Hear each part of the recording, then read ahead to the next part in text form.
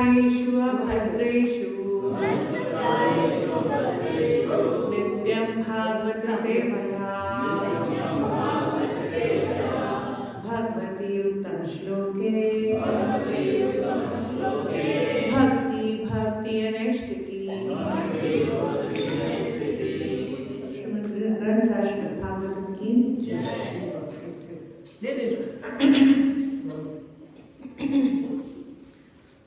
तो आज हम पहला स्कंद तीसरा अध्याय 37वां शुरू करने जा रहे हैं।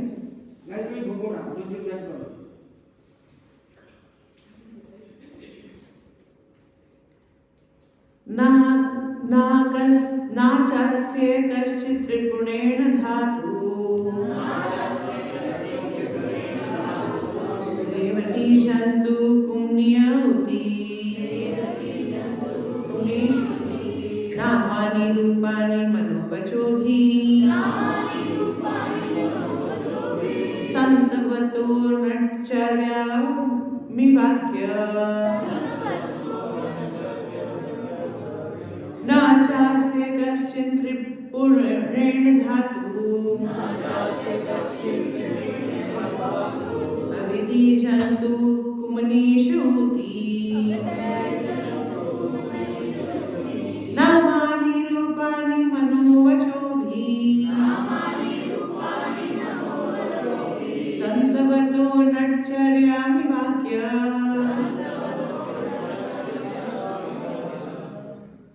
न चास्य कंशिनी पुणेन धातु अवैति जन्तु कुमणीषौतिः नामानि रूपाणि मनोवाचोभिः सन्तवन्तो नटचर्यामिवाग्यः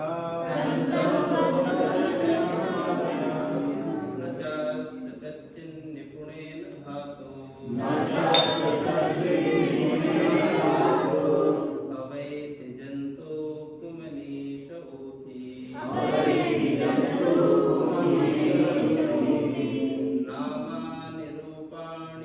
कुमनीषौति नामानि रूपाणि मनोवचोभिः सन्तन्वतो नच्चर्यामि भाग्यः न चास्य कंचिन् पुणेन धातु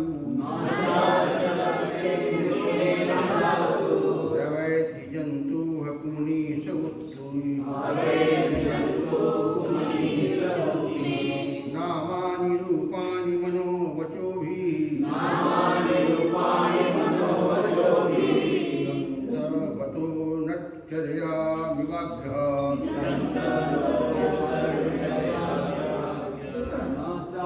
कश्चित् निपुणेन धातु अवैति जन्तु कुमनीषूतिः नामानि रूपाणि मनोवचोभिः सम्पन्नतो वटचर्यामि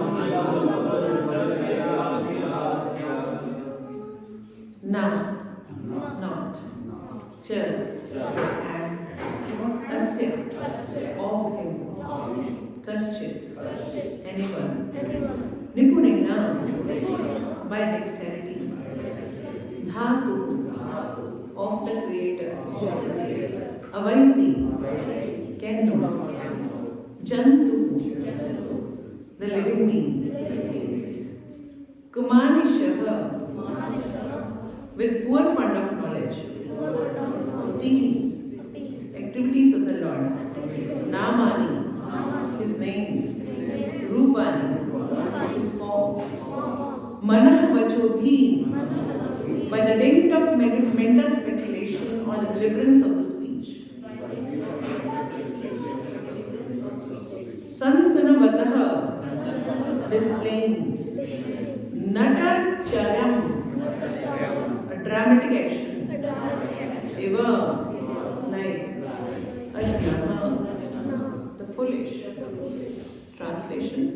And purport by Sri Prabhupada Ki Jai. The foolish, with a poor fund of knowledge, cannot know the transcendental nature of the forms, names, and the activities of the Lord, who is playing like an actor in a drama. Nor can they express such things neither in their speculation nor in their words. Purport. No one can properly describe the transcendental nature of the absolute truth. Therefore, it is said that he is beyond the expressions of mind and speech. And yet there is some men with poor fund of knowledge who desire to understand the absolute truth by the imperfect mental speculation and by the faulty description of his activities.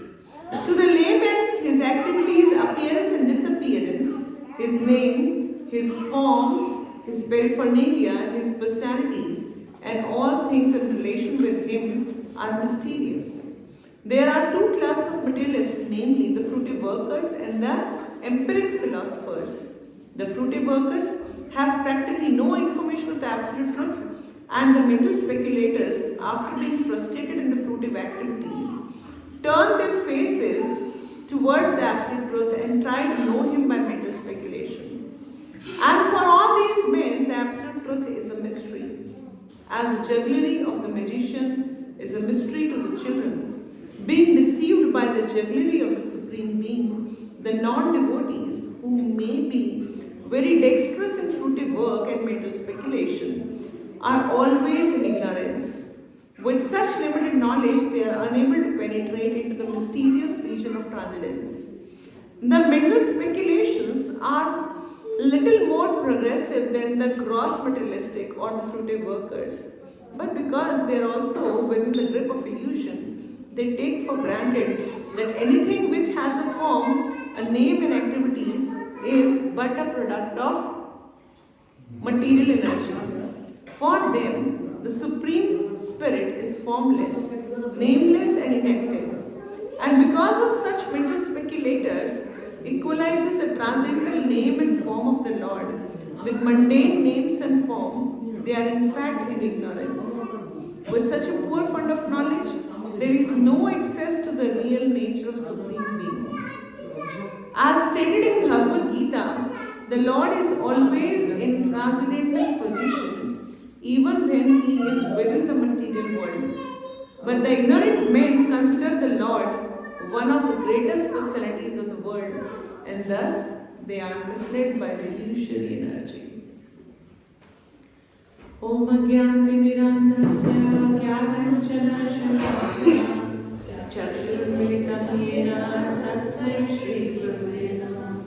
Shri Chaitanya Manobhishtam Sthapitam Yena Bhutale Saranirupam Tadamayam Tadati Swapadantikam Vandeham Shri Guru Shri Udpadikamilam Shri Guru Vaishnavasya Shri Rupam Sagrajatam Sagar Raghunatharmitam Tam Sajivam Sadhuvetam Savadutam Parijan Sahitam Krishna Chaitanya Devam Shri Radha Krishna Padam Sagar Navitam Shri Vishakhanvitamsha He Krishna Karuna Sindhu Deen Bandhu Jagatpate Gopesha Gopyakanta Radha Kanta Namastute Tapta Kanchan Gaurani Shri Radhe Vrindavaneshwari Vrishabhanu Sute Devi Pranamami Haripriye Vancha Vrudhasya Kripa Sindhu Bhaivacha Patitanam Pavanebhyo Vaishnavebhyo Namo Namah Jai Shri Krishna Chaitanya Prabhu Nityananda Shri Advaita Gadadhara Shivasadi Gaur Bhaktavrinda Hare Krishna Krishna Krishna Hare Hare Hare Rama Rama Rama Hare Hare Namo Vishnu Padaya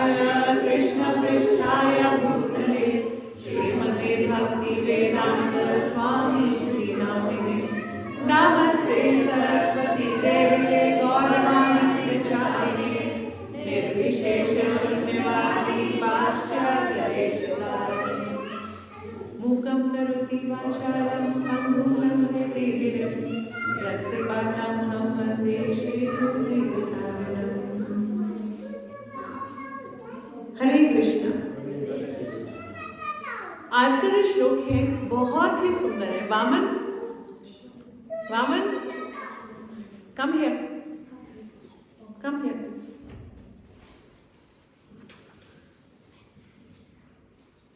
तो आज का जो श्लोक है बहुत ही सुंदर श्लोक है। भगवान क्या कह रहे हैं, जो यहाँ पर चर्चा चल रही है उसमें कहा जा रहा है the foolish with the poor fund of knowledge. जो मूर्ख है, यहाँ पर मूर्ख के लिए जो आया है वो क्या आया है? अजानः। अजानः मतलब जिसको कोई ज्ञान नहीं है, अजानः।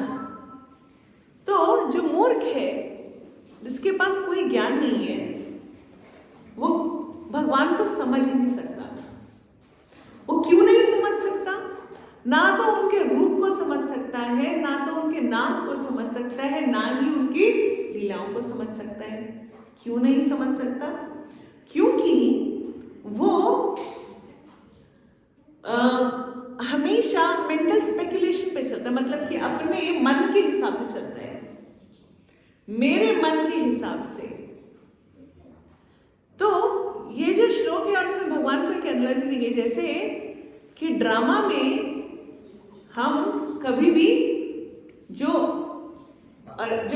ड्रामा कर रहा है उस एक्टर को हम समझ नहीं सकते जस्ट उसकी मूवी देख करके, है ना। हमें तो लगेगा कि अमिताभ बच्चन कूली है, मगर और यहाँ पर सबसे बड़ा ड्रामा कौन कर सकता है?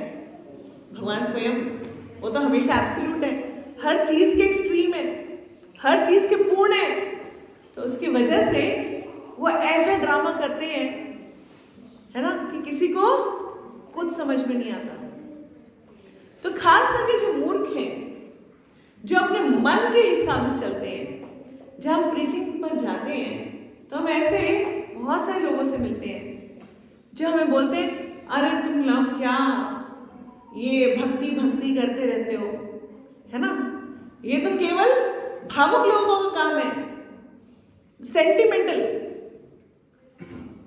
तो ऐसे ही स्वयं महाप्रभु को किसने बोला भावुक लोगों का काम है? क्यों नाच रहे हो तुम यहाँ पर? कौन बताएगा?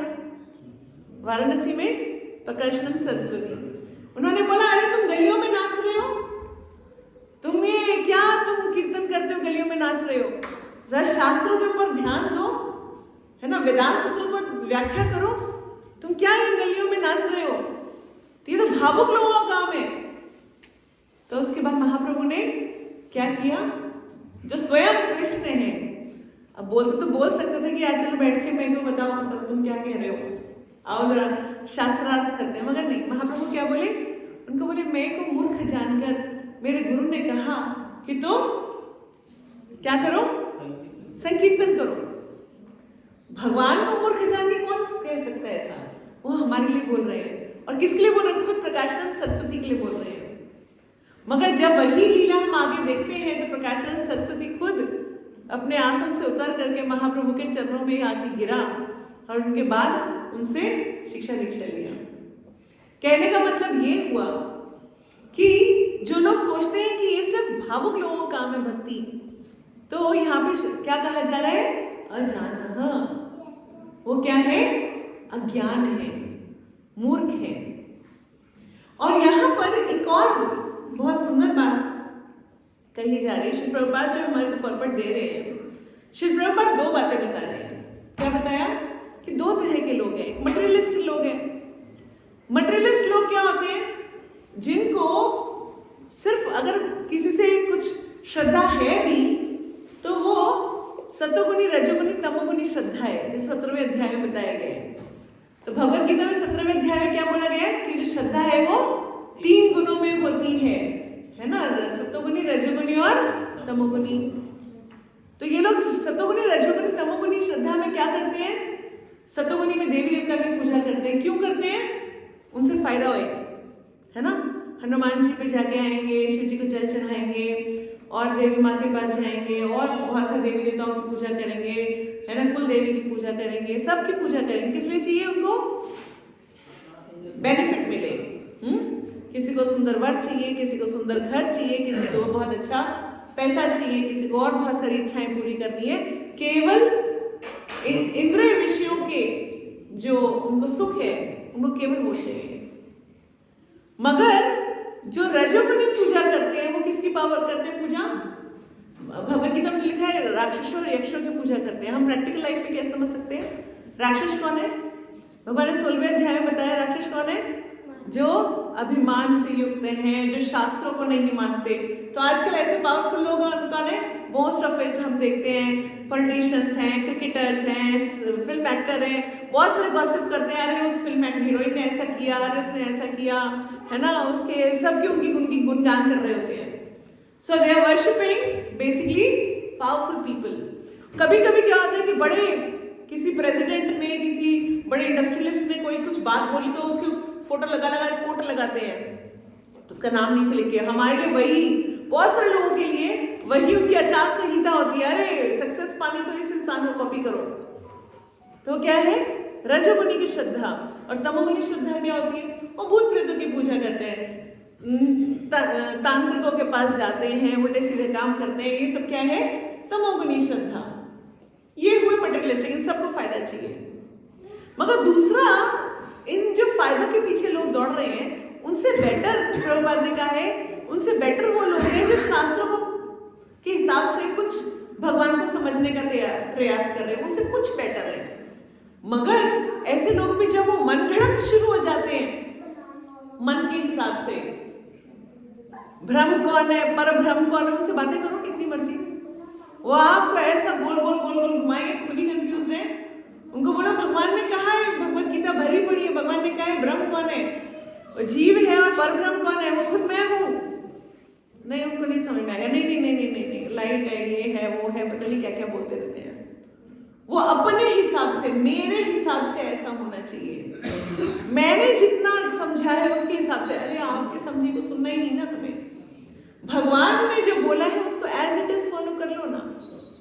जो भगवान ने कहा है उसको एज इट इज तो हमने करना नहीं है। हम क्या करते हैं? उसके अंदर अपने दिमाग के ईंच पेच लगाते रहते हैं, और उसकी वजह से हम फंस जाते हैं। हम चाहे, मैंने ऐसे बहुत सारे लोग देखे हैं जो अपने आप को वेदों को प्रखंड पंडित बोलते हैं। भाई वेद उनको तो ऐसे होते हैं, ऋग्वेद, सामवेद, यजुर्वेद, जो मर्जी पूछ लो। मगर पहली बात तो वो वेद भी ठीक से नहीं जानते हैं, क्योंकि वेदों में जानने योग्य कौन है? भगवान ही। उनको भगवान का नहीं पता कुछ भी, भगवान के बारे में उनको कुछ भी एब्सोल्युटली कोई नॉलेज नहीं है। वो क्या करते हैं? अपनी परिभाषाओं को जो वो अनुवाद करते हैं उसके अंदर भगवान को डिलीट कर देते हैं, मतलब भगवान को हटा देते हैं, और उसके बाद उसका मतलब निकालने की कोशिश करते हैं। और जब भगवान को तीनों रूपों में नहीं जान पाते हैं, भगवान को 3 रूपों में जाना जा सकता है। कौन कौन से? ब्रह्म, परमात्मा और स्वयं भगवान। वो क्या करते हैं? या तो ब्रह्म पे अटक जाते हैं या फिर परमात्मा में अटक जाते हैं। स्वयं त्रिभंगी रूप शुक्र स्वयं कृष्ण है। सारे शास्त्र एक ही डायरेक्शन में बात कर रहे हैं, मगर उनको बोलते नहीं, हमें ये नहीं, इनको तो आप, ये तो आपके हिसाब से है। भाई हमारे हिसाब से क्या? आप बताइए, इसकी कंट्रोवर्सी किसी और पुराण में दिखाई गई हो, किसी और वेद में बताई गई हो? सारे वेद कहीं डायरेक्टली और कहीं इनडायरेक्टली स्थितियों के हिसाब से, लोगों के हिसाब से, लोगों की बुद्धि के हिसाब से हमें डायरेक्टली इनडायरेक्टली भगवान तक ही पहुंचा रहे हैं। मगर हम क्या करते हैं कि वो परिभाषाएं भगवान को हटा करके, उस परिभाषा में से भगवान को हटा करके, कुछ लोग बोलते हैं भगवत गीता, अरे भगवत गीता तो हमें बड़ी अच्छे से आती है, तो फिर आप भगवान कृष्ण के अच्छे से भक्त हो गए। नहीं नहीं, हम उनको नहीं मानते हैं।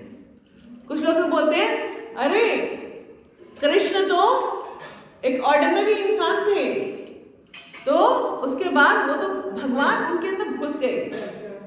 यहाँ पे लिखा ना भगवान भगवान उनके अंदर घुस गए।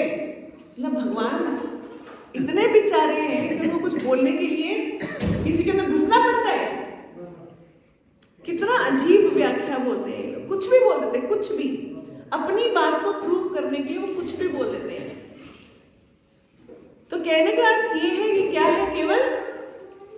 क्या कहा है, ऐसे लोग, यहाँ पे एक वर्ड है थोड़ा सा आप ध्यान दें, इस वर्ड में ऊपर ऊपर जाएं, यहाँ एक वर्ड आ रहा है जंतु। कैसे है? जंतु के समान है। जंतु क्या होते हैं? कीड़ा, जीव जंतु है ना, कहते हैं ना। तो जंतु क्या है? जानवर। तो जंतु बिल्कुल जानवर के समान है ऐसा इंसान। शास्त्र में बहुत स्ट्रॉन्ग कह रहे हैं, भागवत में बिल्कुल स्ट्रॉन्ग कह रहे हैं, ऐसे लोग जानवर के समान है, जंतु। क्योंकि वो क्या होगा? केवल जन्म। जंतु कैसे बना? ज और अंत, तो उसको जन्म भी लेना पड़ेगा और उसका अंत भी होता रहेगा, इसलिए वो जंतु। क्योंकि वो जन्म भी ले रहा है और उसका अंत भी हो रहा है, और मरता रहेगा जीता रहेगा, मरता रहेगा जीता रहेगा, क्योंकि उसने भगवान को समझने का ना तो प्रयास करना है और ना वो समझ सकता, क्योंकि केवल वो अपनी व्याख्याओं के हिसाब चल रहे हैं। भगवान समक्ष होते हैं, लोगों को नहीं समझ में आता। शकुनी को समझ में आया कि जिनके साथ वो कंपटीशन लगा के बैठा है, हमेशा शकुनी अपने आप को क्या समझता था? मैं कृष्ण को कॉम्पीट कर रहा हूं, अब इसको हरा दूंगा। इसके मोहरे कौन है? पांडव। मेरे मोहरे कौन है? कौरव। मेरे पास 100 मोहरे हैं, इसके पास 5 है। तो सोचो शकुनी की दुर्बुद्धि, वो क्या कर रहा है? भगवान से अपने आप को कॉम्पीट कर रहा है। और क्या कर रहा है? दुर्योधन समक्ष भगवान है, तभी बोलते हैं जाओ इनको कैदी बना लो। अरे दुर्बुद्धि, तू कैसे भगवान को कैदी बनाएगा? वो तो क्या है? इनफाइनाइट है, और इनफाइनाइट भगवान को तो कैसे नसीब बांधेगा? तू तो यशोदा मैया की तरह प्रेम भी नहीं करता। प्रेम के सोचो तो ईर्ष्या करता है उनसे। जयद्रथ, कितने लोग थे वहां पे, शिशुपाल, जो केवल भगवान से ईर्ष्या करते थे। क्या वो भगवान के समक्ष होके भी भगवान को जान पाए? सामने खड़े हैं कृष्ण, सामने वो उठा रहे गिरिराज पर्वत, सामने वो दुर्योधन को माया में डाल रहे हैं, सामने वो सबको लीलाएं दिखा रहे हैं, मगर केवल उनको भक्ति समझ सकता है। क्योंकि भगवत गीता में भगवान ने स्वयं कहा है कि भक्त्या हमें जानती, में वो केवल शुद्ध भक्ति से जाना जा सकता है। बाकी आप जितनी मनगढ़ंत बातें कर लो, आप मुझ तक नहीं पहुंच सकते, आप मेरे बाल तक भी नहीं पहुंच सकते, मुझ तक तो पूछने की बहुत दूर की बात है। तो ऐसे, क्योंकि इसलिए क्या कहा है भगवान, यहाँ पर जो प्रभुपाद भी कह रहे हैं कि भगवान की जो लीलाएं हैं, भगवान कैसे है? नाटक, जो एक्टर होते हैं उनकी तरह है। यहाँ पे क्या बोला गया है? Who is playing like an actor in a drama? Who is playing like an actor in a drama? भगवान। श्री भगवान श्री राम आए, उनसे लाखों साल पहले ही वाल्मीकि जी ने रामायण में पूरी रामलीला लिख दी थी, है ना। तो रामलीला राम जी के आने से पहले ही रामायण में लिखी जा चुकी है। तो ये कैसे हुआ? क्योंकि ये सब स्क्रिप्टेड ड्रामा केवल भक्तों को पता चल सकता है। कृष्णदास कविराज चैतन्य महाप्रभु से कितने सालों बाद उन्होंने वो लिखा, जिस समय वो अपनी ऐसी आयु में उनको दिखना बंद हो गया था, और उसके बाद वो लिख रहे हैं, महाप्रभु की लीलाएं लिख रहे हैं। कैसे लिख रहे हैं? कैसे लिख रहे हैं? वो तो उनके सामने भी नहीं हो रही, फिर कैसे लिख रहे हैं? क्योंकि भक्त को भगवान इतनी इजीली अवेलेबल हो जाते हैं। अगर उनकी आंखें नहीं भी हैं तो भी भगवान उनको अपनी सारी लीलाएं दिखा देते हैं। मगर जो अभक्त है, जो केवल अपनी मन गढ़ंत बातें करता है, अपने हिसाब से परिभाषाएं निकालता है, वो क्या होता है? वो कम से कम जंतु तो बन ही जाएगा। जन्म और अंत उसका होना ही है। उसको कभी भी वो ना तो बाहर इस जन्म मृत्यु के जरा व्याधि के चक्र से बाहर निकल सकता, और ना ही वो कुछ आगे बढ़ सकता। वो उसी कंफ्यूजन में गोल गोल गोल गोल चलता रहेगा। अब देखिए, ऐसे हम लोग कितने लोगों को देखते हैं, अभी मैं किसी भी उसका नाम नहीं ले रही हूँ। अपने बोर्ड पे तो छोटे से बाल कृष्ण की फोटो लगाएंगे जिनके हाथ में पूरा संसार है। फिर अंदर जाके जैसे आप अंदर घुसेंगे फिर बोलेंगे नहीं नहीं नहीं, कृष्ण तो सिर्फ एक महापुरुष है। ये कंफ्यूजन क्यों हो रही है आपको? अभी तो आपने अपने बोर्ड पर बाहर कृष्ण की फोटो लगाई हुई थी, बाल गोपाल की फोटो लगाई, जिनके हाथ में पूरी पृथ्वी थी, है ना? और अब आप अंदर आके बोलते हो कि नहीं नहीं नहीं, ये तो केवल क्या है, महापुरुष है, नहीं इनके अंदर कोई पावर आ गई। कंफ्यूजन। कभी बोलेंगे शिव बाबा महान है, कभी बोलेंगे नहीं नहीं नहीं ब्रह्मा जी महान है। अपनी ही दो बातों को कॉन्ट्राडिक्ट करते रहते हैं। और जब उनसे कोई वार्तालाप करे, कोई शास्त्रार्थ करे, तो उस टाइम पे वो कंफ्यूज हो जाते हैं, फिर गुस्सा हो जाते हैं। उसके बाद लगता है अरे आप लोगों को समझ नहीं आएगी। अरे गुस्सा क्यों हो रहे हैं? शास्त्रों के घर में बात कर लो, वो पढ़ना नहीं है, उसकी परिभाषा अपने हिसाब से कुछ गोल गोल गोल गोल कुछ भी लिख देनी है, और उसके बाद फिर परेशान रहना है। और उसके बाद एक लाइन कुछ और, दूसरी लाइन कुछ और, तीसरी लाइन कुछ और बोलेंगे, अपने आप में ही कंफ्यूज रहेंगे। ऐसे बहुत सारे लोग हैं जो बोलते हैं जी मूर्ति की पूजा नहीं करनी चाहिए। अच्छा, बिल्कुल नहीं करनी चाहिए, हम मान गए जी आपकी मूर्ति की पूजा नहीं करनी चाहिए, मान लेते हैं। फिर बोले भगवान सर्वत्र है। अगर सर्वत्र है तो फिर मूर्ति में क्यों नहीं है?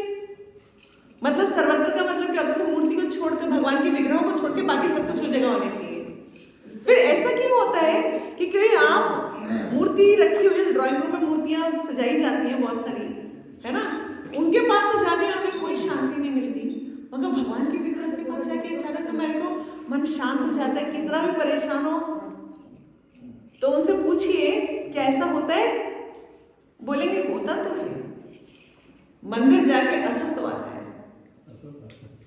मगर क्यों होता है? वो में तो वहां तो भगवान है नहीं ना आपके हिसाब से, फिर क्यों होता है?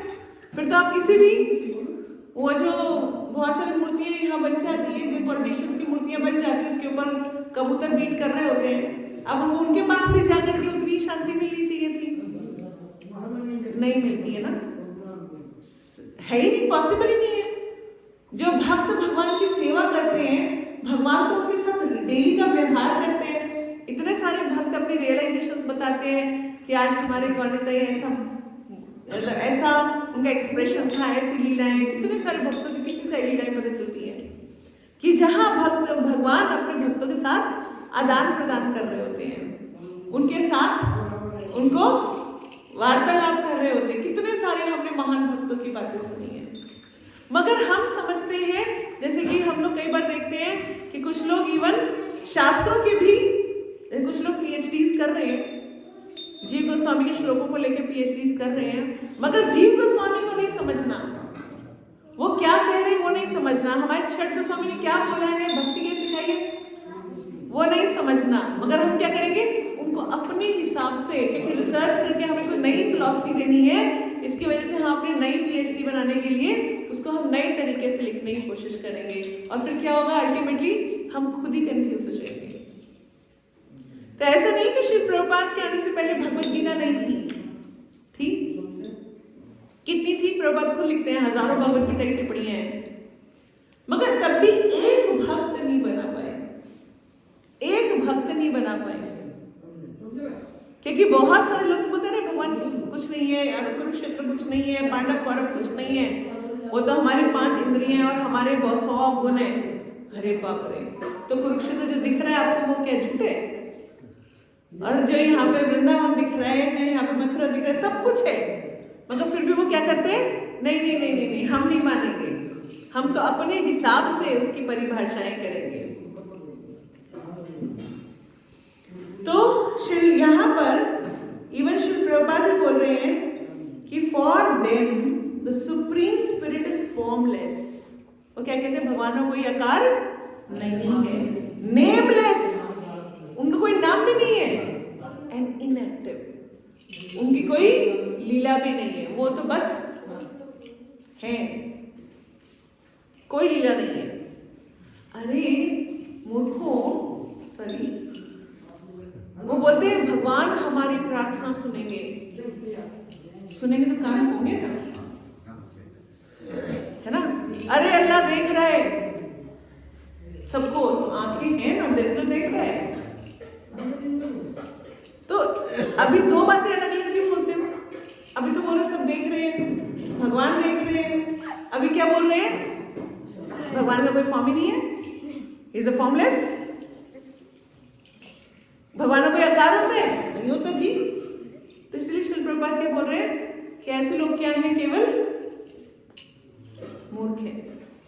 देखिए शास्त्र पढ़िए तो आपके शास्त्र चक्षु अगर शास्त्र प्रमाण लेना शुरू करेंगे तो हर लाइन में आपको समझ में आएगा कि कैसे भगवान श्री कृष्ण लीलाएं करते हैं। और जो माया का पर्दा है वो किनके ऊपर है?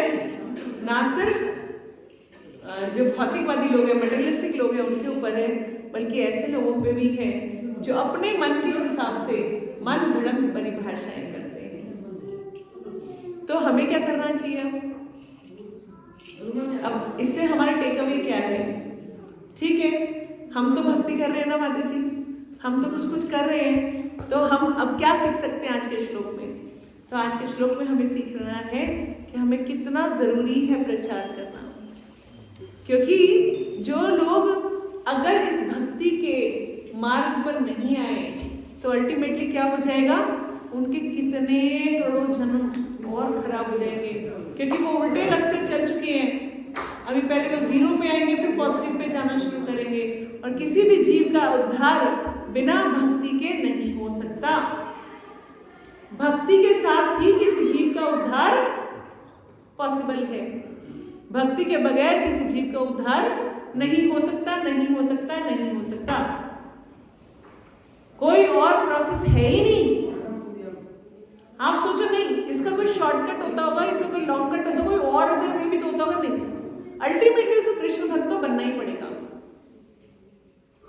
किसी एक बहुत बड़े उनकी डेथ हुई तो मैंने गुरु महाराज से पूछा, गुरु महाराज क्या ये लोग भगवान के धाम को जाते होंगे? तो बहुत बड़े लोग हैं, मतलब अपने रिलीजन के अंदर टॉप पे हैं।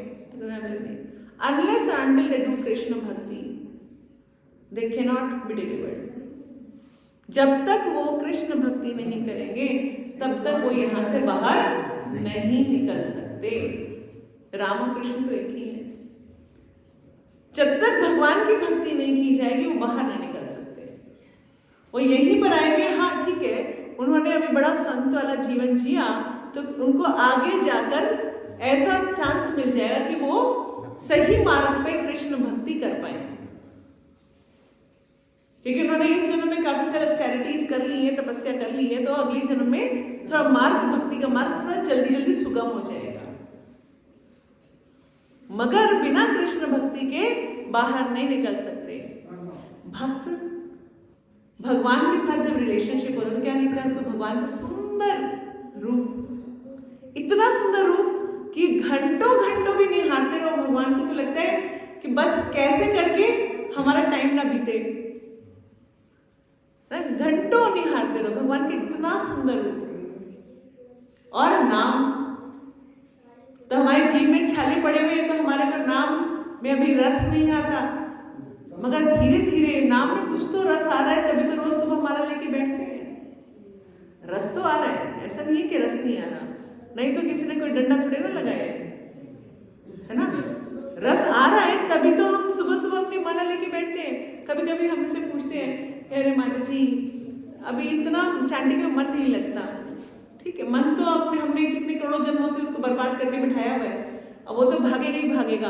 उसको पकड़ के बिठाओ, उसको हरे कृष्णा कृष्णा कृष्णा हरे हरे, हरे राम राम राम हरे हरे। एक बार जब हम दोबारा से भगवान का नाम लेंगे थोड़ा थोड़ा रस तो आएगा, थोड़ा थोड़ा आभास तो हमें होगा कि भगवान के नाम में भगवान की पूर्ण जो शक्ति है वो समाहित है। भगवान की लीलाएं, जो भक्त होते हैं वो उसमें रस पान करते हैं। अरे वाह कितना सुंदर है, भगवान ने कितने सुंदर लीला करी। और जो ईर्ष्यालु लोग होते हैं, अच्छा ये कैसे पॉसिबल है कि गिरिराज जी को छोटी उंगली के नखून पे उठाना, वो भी लेफ्ट हैंड की, वो भी 7 दिन तक? ये तो पॉसिबल ही नहीं है, इम्पॉसिबल, ये तो फिक्टिशियस है, फिक्टिशियस क्यों बोलेंगे? Mythology. Why mythology? Because they can't believe. वो अपना दिमाग 2 इंची की बुद्धि लगा रहे हैं। जो 2 इंची की बुद्धि है वो इनफाइनाइट को कैसे समझ सकती है? वो 2 इंची की बुद्धि से सोचते हैं कि चितली उंगली के ऊपर पहाड़ कैसे हो सकता है? ये तो हो ही नहीं सकता। वो भी कितने 7 साल के बालक। कोई मैचो मैन होता, कोई सुपरमैन होता तो हम समझ लेते, अरे भैया तुम्हारे सुपरमैन फिक्टिशियस है। स्वयं भगवान जब आए हैं तो गिरिराज जी तो क्या, वो तो पूरा का पूरा पृथ्वी उन्होंने उठाया अपने टस्क पे, है ना, अपने उसको क्या कहते हैं, सिंग पे, हाँ, दांतों पे, हाँ, तो उन्होंने उठाया। तो ये तो भगवान करते ही रहते हैं। यहाँ तो केवल भगवान, तो भगवान नाच रहे थे, भाई एक हाथ से बांसुरी बजा रहे थे, एक हाथ आराम से भगवान नाच रहे हैं, वहां पे भगवान को कष्ट थोड़ी ना हो रहा है। मगर जो दुर्बुद्धि है, जो इनकम्प्लीट नॉलेज रखते हैं, जो भगवान को प्रेम नहीं करते हैं, वो अपने किसी भी मैथ्स, किसी भी लॉजिक, किसी भी साइंस को लगाकर इस इक्वेशन को सॉल्व नहीं कर सकते। कितने बायोलॉजी की टेक्निक्स लगा दिए जाए कि एक उंगली की चितली उंगली के लेफ्ट उंगली के नखून के ऊपर पूरा पूरा पहाड़ आ जाएगा, वो भी 7 साल के बच्चे के, वो तो उनकी किसी भी मैथ साइंस, किसी भी लॉजिक पे पूरा कर ही नहीं सकते वो उसको। तो वो भगवान को, जो क्या है, पूर्ण पुरुषोत्तम श्री कृष्ण, उनको समझने का प्रयास कैसे कर रहे हैं? इतनी सी बुद्धि जो कि वैसे ही बंद है ताले में। हमें 2 श्लोक लर्न करने को दे दिया जाए, हमारी शाम तक, हम बोले शाम तक कल 24 घंटे ठीक इतने ही बजे मिलेंगे, आपको 2 श्लोक लर्न करके सुनाने। अभी तो सारे बोलेंगे बस माता जी बाकी सब सेवाएं बंद कर दो, अभी हम 2 श्लोक लर्न करने बैठे हैं। कितना मुश्किल होता है हमारे लिए, है ना। और जैसे जैसे उम्र बढ़ती जाती है उसके बाद तो याद ही रहना बंद हो जाता है, कुछ भी याद नहीं रहता। तो अब ऐसी स्थिति के अंदर जहाँ हमारा शरीर जीर्ण जीर्ण हो रहा है, हम इस छोटी सी नन्ही सी 2 इंच की बुद्धि से भगवान को नहीं समझ सकते। केवल उनकी कृपा से ही समझ सकते हैं। भगवान को जानना भगवान की कृपा से ही पॉसिबल है। और भगवान की कृपा कब मिलती है? भगवान की कृपा मिलती है जब हम गुरु के संरक्षण में रहकर, गुरु के दिए हुए इंस्ट्रक्शंस को पालन करके, उनके दिए हुए एक प्रोसेस को सही तरीके से, सावधानी के साथ, बिना अपराध किए पूरा करते हैं। मुश्किल नहीं है।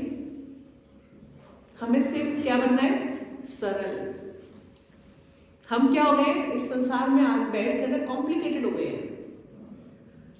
कॉम्प्लिकेटेड, इतने इतने जन्मों के अंदर इतने कॉम्प्लिकेशंस है कि हम अपने आप को ही नहीं समझ पाते कि मैं चाहता क्या हूं, मैं कर क्या रहा हूं, कर क्यों रहा हूं, कह क्या रहा हूं, कह क्यों रहा हूं, क्या कर रहा हूं, कुछ पता नहीं है हमें, बस चल रहे हैं। मगर फिर भी अगर गुरु के निर्देशन में चल रहे हो तो रास्ता चाहे कठिन ही क्यों ना हो, मगर डेस्टिनेशन हमें दिखाई नहीं दे रहा, मगर वो क्लियर है। मगर अगर हम अपनी मन घड़त के हिसाब से चलना शुरू कर देंगे, क्योंकि मन तो क्या है? शत्रु है, सबसे बड़ा शत्रु है, क्योंकि अनकंट्रोल्ड है। अगर मन घड़त के हिसाब से चलना शुरू कर दो बेटा, फिर तो गए नर्क में, है ना। काम, क्रोध और लोभ, 3 बोले ना, 3 नर्क के द्वार है, काम, क्रोध और लोभ। ये तीनों के तीनों नर्क के द्वार हमारे लिए बिल्कुल आराम से वेट कर रहे हैं, आओ। और यहाँ पर इस श्लोक में एक और चीज है कि भगवान का जहाँ पे बोला नामानी रूपानी, नामानी रूपानी प्लूरल में है, भगवान के अनंत नाम है।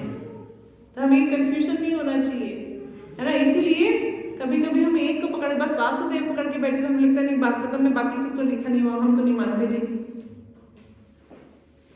भगवान की क्या है? नामानी, हरे कृष्णा कृष्णा कृष्णा हरे हरे, हरे राम राम राम हरे। रूपाणी, भगवान के अनंत अनंत रूप हैं, जिसमें से कुछ हमें वैदिक शास्त्रों को पढ़कर समझ में आए, पढ़ने का मौका मिला। अगर भगवान तो अनंत रूपों में वैकुंठों में रहते हैं, रूपानी। तो हमारे को कभी भी अपने मन के हिसाब से व्याख्याएं नहीं करनी चाहिए, और ऐसा कोई व्यक्ति जो अपने मन के हिसाब से बोल रहा हो ना, उसको सुनना चाहिए, क्योंकि ऐसा मन गणत बोलने वाला व्यक्ति केवल सांप के जैसा जो दूध चख जाएगा। दूध क्या है? हमारा जीवन पोषक है, मगर अगर उसको सिर्फ सांप अपनी जीभ टच भी करेगा तो हर बूंद उतनी ही स्ट्रॉन्ग विष बन जाती है, उतना ही स्ट्रॉन्ग विष बन जाता है जितना उस एक जो उसने जीभ लगाई थी उतने में विष था, पूरा दूध उतना ही विष का हर एक बूंद बन जाएगा, मतलब कि वो पूरा का पूरा विष बन जाएगा। तो ऐसे ही हमारे को ऐसे किसी व्यक्ति से व्याख्या नहीं सुननी चाहिए जो अपने मन के हिसाब से बोल रहा हूँ, मेरे हिसाब से ऐसा होना चाहिए। तो ऐसा व्यक्ति खुद भी क्या कहते हैं, कुएं में जाएगा और उनके फॉलोअर्स भी खाई में जाएंगे। तो ऐसे मूर्ख व्यक्तियों के साथ हमारे को संग नहीं लेना चाहिए। जो भक्त हैं श्री प्रभुपाद शुद्ध भक्त और उनकी गुरु परंपरा जो प्रमाणिक गुरु परंपरा है, उन्हीं के अंदर जो भक्त हैं उनके मुख से हमें हमेशा श्रवण करना चाहिए। हरे कृष्ण। कोई प्रश्न है तो पूछ सकते हैं।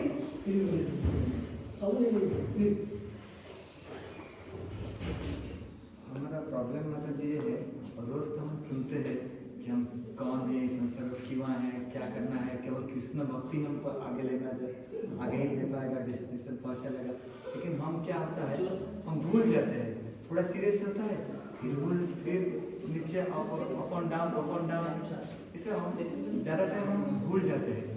तो वही एक्चुअली मतलब देखिए, शुरू में जब हम भक्ति की स्टार्टिंग में होते हैं, जब हम लोग नियोफाइट्स होते हैं, कनिष्ठ भक्त होते हैं, तो उस समय भक्ति हमारी अप एंड डाउन जाएगी, है ना, क्योंकि हम खुद भी दृढ़ता नहीं है और ऊपर से हमारा मन इंद्रियां अभी कंट्रोल में नहीं है, प्योरीफाइड भी नहीं है। तो जितनी भी हम समझ पाते हैं, वो जितना भी हम ग्रहण कर पाए उसको भी हम भूल जाते हैं। मगर जब हम धीरे धीरे भक्ति के अंदर दृढ़ता के साथ लगे रहें, बिना अपराध के हम लगे रहे, तो धीरे धीरे ये जो फ्लक्चुएशन है ना, कम होना शुरू हो जाएगी, और फिर कम होते होते वो खत्म हो जाएगी। जैसे पंखा है, अभी पंखा जोर जोर से चल रहा हो, आप स्विच ऑफ कर दीजिए तब भी चलेगा, मगर धीरे धीरे वो रुक जाएगा। तो ऐसे ही हमारी पाप करने की प्रवृत्तियां, हमारी अपराध करने की प्रवृत्तियां, हमारे जो अनर्थ हैं वो घूम रहे हैं अभी तो बढ़िया तरीके से, मगर जब हम प्रोसेस में रहते हैं, चैंटिंग करना शुरू कर देते हैं तो स्विच ऑफ हो जाता है। फिर स्विच ऑफ होने के बाद क्या होता है, धीरे धीरे ये चीज कंट्रोल आ जाती है। तो ये हम आशा लेकर आशा ही टाइम आएगा तो पक्का हम अपने सीनियर्स देखिए, मन अपनी ना, जब भी कभी जैसे सपोज करिए अगर किसी को लगता हो कि पैसा बहुत कमाएंगे तो बड़ी खुशी मिलेगी, तो क्या करिए, एक ऐसे व्यक्ति के पास जाइए जो कि अरबपति हो, अरबपति नहीं उससे भी ज्यादा हो, अरबपति तो आजकल कोई भी हो जाता है ना, अंबानी के पास जाइए और उससे पूछिए आप खुश हैं, क्या आपको कोई दुख नहीं है, आपको कोई बीमारी वगैरह तो नहीं आती ना, आपको कोई मन में टेंशन वगैरह तो नहीं है। बोलेगा भैया मैं तो टेंशन से ही भरा हूँ, मुझे रात को नींद नहीं आती है, मैं रोज गोली फाँक के सोता हूँ, सुई लगा के जी रहा हूँ। मैं अपनी आंखों देखा हूँ माता। हाँ, चलो इसका ये लाइन तो बेकार हो गई। अब भक्ति की लाइन में चलते हैं, अपने से आगे वालों को देखें, क्या उसकी भक्ति पहले से मुकाबले स्थिर है, तो हम लेंगे बहुत अच्छी चैंटिंग करते हैं, बहुत अच्छी स्थिर सेवा कर रहे हैं। अच्छा, क्या उनका मन शांत है, तो पहले जितना गुस्सा आया मेरा अब तो कुछ भी नहीं आता, तो बहुत शांत है, पहले से तो बहुत इम्प्रूवमेंट है ना। और जब हम अपने गुरु महाराज को देखते हैं तो हमें लगता है अरे हम इतने सारे अनर्थ करके उनके पास पहुंचते हैं, तभी मुस्करा रहे होते हैं, कोई बात नहीं आगे बढ़ो, है ना, कोई बात नहीं, गलती हो गई और ध्यान से सेवा करो। तो क्या वो स्थिर है, तो बिल्कुल स्थिर है। तो हमें समझ सकते हैं कि हमसे जो आगे वाले लोग हैं उनका वो आ गया है कि वो स्थिर हो गए हैं भक्ति में, पूर्ण भक्ति के अंदर, शुद्ध भक्ति के अंदर स्थिर हो चुके हैं। तो इस जन्म में नहीं तो जितना हम सिंसियर हैं उसके हिसाब से अगले जन्म तक भगवान से प्रार्थना करेंगे कि सिंसियरिटी बनाए रखें हमारी और भक्तों का संग हमें देते रहे। तो सबसे इम्पोर्टेंट है भक्तों का संग। भक्तों के संग होते ना, अभी खुद का आलस आ रहा है मगर उस भक्त को देखेंगे अच्छा वो तो बड़ी अच्छे से होते हैं, वो बड़ी बड़ी चैंटिंग कर रहे हैं, तो रोज इतना सारा पढ़ता है, तो हमारे लिए कुछ तो हमें भी करना चाहिए। तो फिर हम क्या करते हैं, उनको देख देख के थोड़ा आगे कदम बढ़ाना शुरू कर देते हैं। तो हमारा क्या होता है, डाउन तो आएंगे, पर क्या करो, अपने आप को भक्तों से घेर लो। चारों तरफ आपके भक्त होने चाहिए जो अकाउंटेबल हो, आपके अटेंडेंस ले रहे हो, है ना, क्या कर रहे हैं, है ना। अपना साधना चार्ट हमेशा किसी को सबमिट करो ताकि कान हमारे किसी के हाथ में तो रहे, जहां गिरने लगेगा तो पकड़ लेगा वो, है ना। तो हमेशा अपना साधना चार्ट, अपनी अकाउंटेबिलिटी किसी एक को रखें कि देखिए ये मैं कर रहा हूँ, इतना कर रहा हूँ। अगर हमारे लगता है ठीक है हम कर तो रहे हैं, किसी को क्या बताने की जरूरत है, तो क्या होगा, भक्ति में डाउन होंगे ना उस समय हमारे को खींचने वाला ऊपर कोई भी नहीं होगा। तो हमेशा हमारी जो, इसलिए यहाँ पे जो दीक्षा गुरु, शिक्षा गुरु और वैष्णव का जो संघ है इस तरह से बनाया जाता है कि हम सब किसी एक को अकाउंटेबल हो जाए, जिसके ऊपर भी हमें श्रद्धा हो, जिसको भी हमें लगता है कि हाँ ये हमारी केयर कर सकता है, उसके साथ हम अपना एक अकाउंटेबल जरूर होने चाहिए। हमारे को अपनी साधना ये वो लिख के देनी चाहिए उनको, ताकि हम जब हम कहीं डगमगाने लगे वो हमें संभाल जाए। हरे कृष्ण। कोई और प्रश्न? माता जी, हम लोग पूरा दिन में मतलब गुण सारे बदलते रहते हैं। कभी हम चाहते हैं कि शुद्ध सब तो बहुत गुण की बात है, इस सत्वगुण में ही बने रहे पूरा दिन, ऐसा क्या मतलब आधा घंटे में बदलते हैं, उसके लिए सत्वगुण में बने रहे पूरा दिन, ऐसा क्या करना? मंगला आरती। अगर सत्वगुण में बने रहना है, सत्वगुण में बने रहना है तो हमें सुबह जल्दी उठ के मंगला आरती करना चाहिए। और अपने दिमाग को, मैं हमेशा एक बात बोलती हूँ, हम सब जैसे प्रीचिंग के टाइम पर भी हम लोग वहाँ पे भी सबको यही बोलते हैं, अपने जिम्मे कोई एक ड्यूटी बड़ी स्ट्रॉन्ग बना लो। सेवा, जो भगवान की सेवा से रिलेटेड चीज है उसको स्ट्रॉन्ग बना लीजिए एक, कि भाई ये ड्यूटी तो मेरी है। ऐसे नहीं कभी कर ली कभी नहीं करी, ठीक है जब होगा तब कर लेंगे, नहीं, एक तो करनी ही है। और कोशिश करो कि 24 घंटे उसी के अंदर एब्जॉर्ब हो जाओ। उसके बाद हम सतोगुण में रहेंगे, रजोगुण तमोगुण में आएगा असर, मगर फिर क्या होगा, हम वो भक्तिमय कार्य है तो भगवान जल्दी जल्दी हमें बाहर निकाल लेते हैं। भगवान सपोर्ट करते हैं ना, क्योंकि भगवान से रिलेटेड सेवा होगी तो भगवान अपने आप गाइडेंस देंगे, भक्त अपने आप आगे हाथ पकड़ लेंगे। तो भक्ति से रिलेटेड कोई एक कार्य अपने ऊपर जिम्मेवारी बना लीजिए, ये कार्य मेरा काम है, ये मेरी ड्यूटी है। जब आप ये बना लेंगे उसके बाद आप देखिएगा कि आपकी स्टेबिलिटी सत्वगुण में ज्यादा बढ़ जाएगी। हरे कृष्ण। माता जी ने कहीं चैंटिंग कर रहा था और उसमें चैंटिंग कर रहा था, व्यक्ति आया पूछा क्या कर रहे हो, चैंटिंग कर रहा हूँ गिन के। तो वो पूछा कि ऐसा कि वो जो भगवान देता है तो क्या गिन के देता है, क्या नाम गिन के लेते अनंत है, अपना कंटिन्यू करना। बिल्कुल सही क्वेश्चन है, बहुत बढ़िया क्वेश्चन है। आप उनको बोलिए जिस दिन आप पैसा बिना गिने लेना शुरू कर देंगे और बिना गिने देना शुरू कर देंगे, उस दिन आप नाम बिना गिने और बिना गिने बिल्कुल करिए।